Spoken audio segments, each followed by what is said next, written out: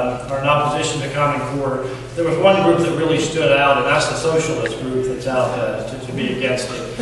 And they actually have some valid points, which I thought was kind of interesting. And they just argue that it doesn't really follow anything that's been done in this country or other countries in the past. And that's true. Today, what I'm going to try and do is I'm going to try and lay the legwork of how we got to where we are today from the beginning. And in order to do that, I have to explain some of the corporations that are involved and some names of people that are involved. So I'm going to try and do that to start with. And if for any reason, any time you get confused or you need me to stop, please stop me. This is a little bit confusing from the start to see who some of the players are. So I won't be offended at all if you need to stop me and ask questions. Feel free to do that, okay? Achieve Inc. is a company that's Washington-based, and they were formed in 1996 by different corporate interests and governors. And they wanted standards of education to be the same across the board. And they are receiving federal funding for developing the PARCC test today, and they have openly admitted that they've helped develop the Common Core curriculum, and that their goal is to help change states' policies.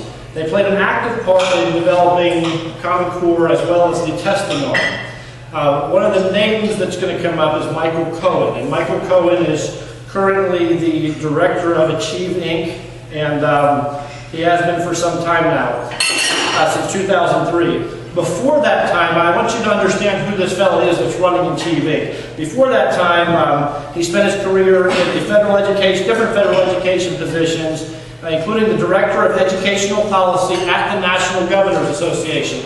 What you're going to hear about Common Core again and again is that this is an initiative that the National Governors Association pushed, so they make it look like just the governors were involved.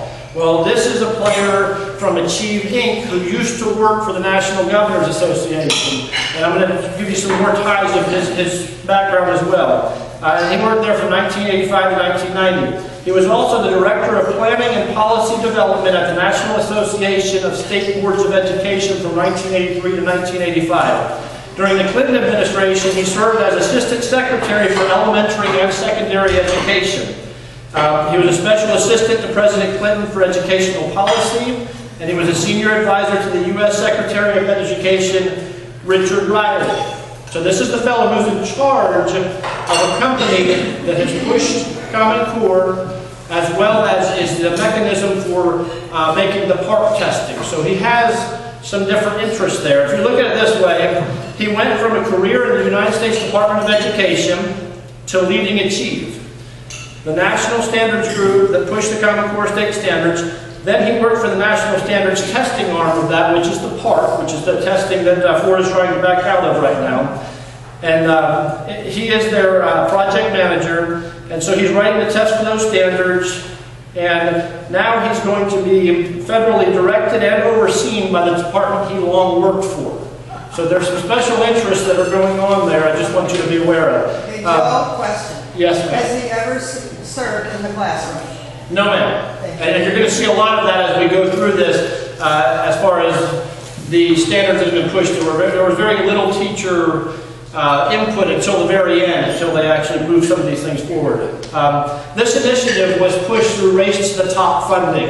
Race to the Top funding was federal dollars that were ARA dollars, that were the Recovery Act, and they were not normally dollars that would have flowed through the state. So this is additional money, and it was during a time that we were really heading in the recession, and states were desperate for the money. What was very interesting about the timing on this is they didn't do it when any of the state legislatures were in session. They really started pushing it in November. So the state departments of education had to make these initial decisions rather than the elected body. So what we have essentially is something that's being pushed into place, and really there's no elected official to be accountable for. So it's just interesting how that happened. The U.S. Department of Education also helped bribe states come into this through those dollars by waiving the No Child Left Behind requirements during that year. So states that were resistant, they said, well, we'll waive those requirements to get additional funding. And they said, you know, that sounds like a good idea now. The standards are called Common Core standards. In Florida, they're not called Common Core standards. They're guys under the Florida Next Generation Sunshine State Standards. So in Florida, if you hear about the next generation, that's your hint that we're really talking about Common Core standards. And they're really not state standards. They're national standards created by a Gates-funded, that is talking about Bill and Melinda Gates Foundation, funded by their consultants and the National Governors Association. They were designed in part to circumvent federal restrictions on the adoption of a national curriculum, which is why state is used in the name. So they keep the state name. Each state has to approve it, and they don't call it federal education because there's actually 3 federal laws that prevent the federal government from guiding curriculum. So states were coerced into adopting Common Core requirements attached to the Race to the Top grants and later with the No Child Left Behind waivers. And just, if I call No Child Left Behind nickel weed, forgive me, that's kind of my term I usually use for it. So I may do that, just if I do, that's what I'm talking about, No Child Left Behind. The standards are mostly written by academics and assessment experts, and most of them have ties to testing companies. There were 135 members on the official Common Core review panels that were convened by Achieve Inc. So this goes back to Michael Cohen again. And few were classroom teachers or current administrators. Parents were entirely missing from those represented on that committee. And K-12 educators were mostly brought in after the fact to tweak and endorse the standards, really just to bring legitimacy to the results. The standards are tied to assessments that are still in the development that must be given on computers, which many schools don't have. So we've got to get the computers in place in order to do that. There is no research or experience to justify the extravagant claims made for the ability of the standards to ensure that every child will graduate from high school, and really college and career ready is what they're pushing, and that's what there's no guarantee for that. By all accounts, the new Common Core test will be considerably harder than the current state assessments, leading to sharp drops in scores and proficiency rates. I don't know if you saw what just came out, our school grades in our county. In the state of Florida, there's 486 less A schools this year than there were last year. This is not just us, this is the same push that's coming down from the federal government. We increase the standards at such a rate that schools can't keep up, and it makes it look like we're not doing a good job. Where if you look at year-over-year gains, we are doing a good job. Our teachers are doing an incredible job. But it doesn't, we can't show that because of the rate of assessment and the rate of increase of rigor. We have seen this before. The entire country just finished a decade-long experiment in standards that were test-driven reform by No Child Left Behind. And this was George W. Bush's brainchild. It required states to adopt rigorous curriculum standards and test students annually to gauge progress towards reaching them. Under the threat of losing federal funds, all 50 states adopted or revised their standards and began testing. Before No Child Left Behind was in place, 19 states did testing. Research fellow Joy Pullman at the Heartland Institute points to a February Department of Education report, and I walked around and showed this to you all. This is the report that I'm referencing. So if you have any questions about it, I'll have it here so that you can look it over. But Joy Pullman points out that data mining plans that contemplate the use of creepy student monitoring techniques, including MRIs. Why are MRIs used? I have no idea, but it's real suspicious that GE, General Electric, gave $33 million in order to institute this program. So I have a funny feeling they're going to end up with some of those contracts for the MRIs if that's the case.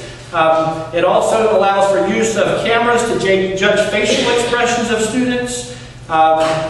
There's a pressure sensor, computer mouse that will allow them to know whether the student's nervous or tense. And they also have biometric wristbands that go on the children. Just some of the procedures that are allowed to be put in place are pretty concerning. The same report exposes the big lie that Common Core is about raising academic standards. The report reveals Common Core's progressive designs to measure and track children's competencies in recognizing bias in sources, flexibility, cultural awareness, and competence, appreciation for diversity, empathy, perspective-taking, trust, and service orientation.